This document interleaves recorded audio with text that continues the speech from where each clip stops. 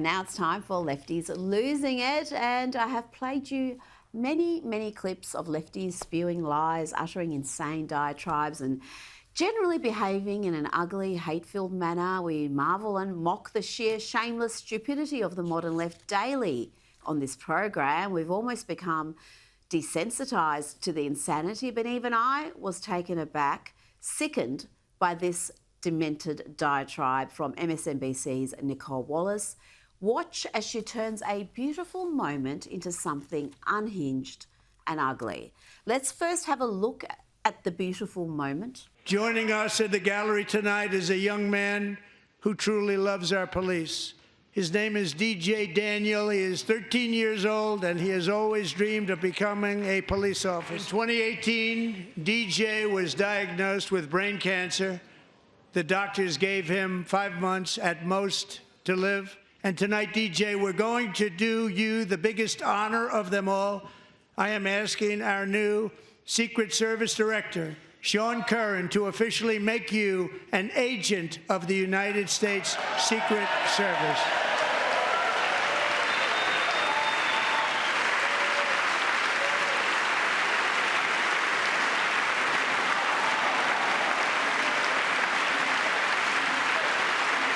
Now, it takes a broken soul to turn that beautiful moment into something ugly, but that's precisely what Nicole Wallace did. Watch here, she starts off pretty well, but halfway through, the TDS kicks in, and she says something so full of bile that she's straight into Lefties Losing It Hall of Shame. But I think this was a lesson in finding one thing that you let yourself feel. And I let myself feel joy about DJ, and I hope he's alive for another, 95 years, right? And I hope he lives and the life he wants to live. He wants to be a cop. He knows what he wants to do. And maybe when you have childhood cancer, that crystallizes for you. And I hope he has a long life as a law enforcement officer. But I hope he never has to defend the United States Capitol against Donald Trump supporters. And if he does, I hope he isn't one of the 6 who loses his life to suicide. And I hope he isn't one who has to testify against the people who carried out acts of seditious conspiracy and then live to see Donald Trump pardon those people. You know, this woman's TDS is incurable. Even Rachel Maddow tried to move on the conversation right after that. She didn't want any part of that lunacy. When you're too far off the reservation for even Rachel Maddow, then you know you've gone and stuffed up Nicole. Problem is, in the beauty of that child is the tragedy of the Trump presidency. Because we don't know how he survived pediatric cancer, but it is likely he benefited from some sort of cancer research. And it is a fact that Trump has slashed cancer research. It's a fact. Actually not true. And shame on the Democrats who refused to stand for DJ, refused to cheer on this brave kid who has fought for his life, who loves his country, loves law enforcement. They sat there with their bitter looks on their bitter faces, holding their stupid little signs, and refused to just be human for a moment, to acknowledge a beautiful moment. But at least they were being bitter and twisted quietly. Not so Democrat Al Green, who was determined to make a spectacle of himself. This lefty losing it was warned again and again. Small business optimism saw its single largest one-month gain ever recorded, a 41-point jump.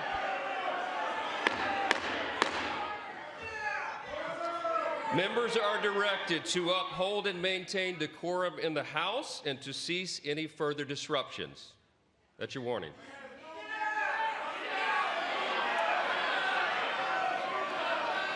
Members are engaging in willful and continuing breach of decorum, and the chair is prepared to direct the Sergeant-at-Arms to restore order to the joint session. You heard Speaker Johnson, but do you think Al Green listened? No, he kept waving his little pimp cane around and yelling that Trump had no mandate. He was about to discover the FO portion of the FAFO equation. Mr. Green, take your seat. Take your seat, sir. Take your seat. Finding that members continue to engage in willful and concerted disruption of proper decorum, the chair now directs the Sergeant-at-Arms to restore order. Remove this gentleman from the chamber. That was fun. But then Old Al had the nerve to say that it was the Democrats who are civil, and then he called for another impeachment of Donald Trump. Good luck with that, champ. Who uses his incivility against our civility.